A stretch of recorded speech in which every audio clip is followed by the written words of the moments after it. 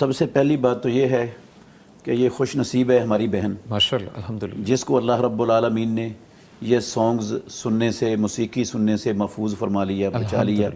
اس کو اللہ کا شکر ادا کرنا چاہیے. بالکل الحمدللہ.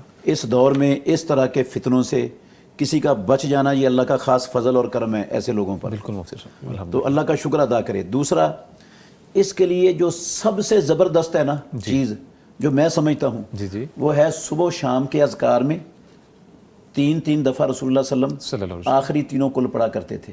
اچھا ٹھیک ہے اوکے.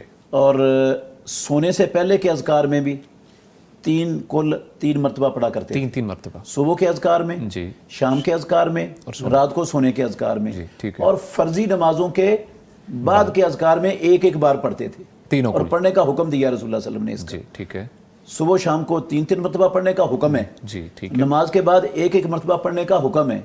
اور سونے سے پہلے تین مرتبہ پڑھنے کا عمل ہے رسول مکرم صلی اللہ علیہ وسلم کا. اور آپ نے فرمایا، جو میں بتانا چاہتا ہوں اصل میں، آپ نے فرمایا ما تعوذ متعوذ بمثلہما.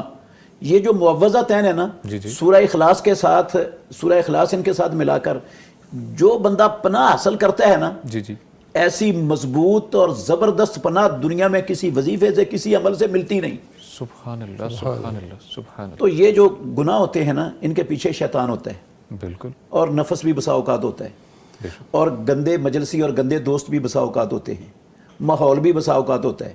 تو ان ساری شرور سے، جتنی بھی شرور موجود ہیں، ان سب سے قوی ترین پناہ میں بندہ اللہ رب العالمین کی جس چیز سے آتا ہے نا، وہ یہ تین صورتیں ہیں آخر. سبحان اللہ. تو ان کو ہمیشہ جو ہے نا، اور یہ ماشاءاللہ ایسا آسان وظیفہ ہے کہ یہ کوئی بندہ ایسا ہے ہی نہیں جس کو نہ آتا. ہر ایک کو الحمدللہ آتا ہے. ہر ایک کو ایون کہ بچوں کو بھی ماشاءاللہ بچوں کو بھی سکھایا ہی جاتا ہے. بچوں کو بھی آتا ہے ماشاءاللہ. اور نہیں آتا تو سیکھنا چاہیے، اور اپنے بچوں کو ابتدا میں سب سے پہلے یہ وظیفہ سکھانا چاہیے. ماشاءاللہ ماشاءاللہ. جس طرح آج کل شرور ہیں اور شرور کا لشکر ہے، اس وقت فتنوں کا لشکر ہے، تو اس سے مضبوط پناہ اللہ کی دنیا میں کوئی چیز ہے ہی نہیں ہے جو اس سے مضبوط پناہ بندے کو عطا کر سکے. ماشاءاللہ ماشاءاللہ.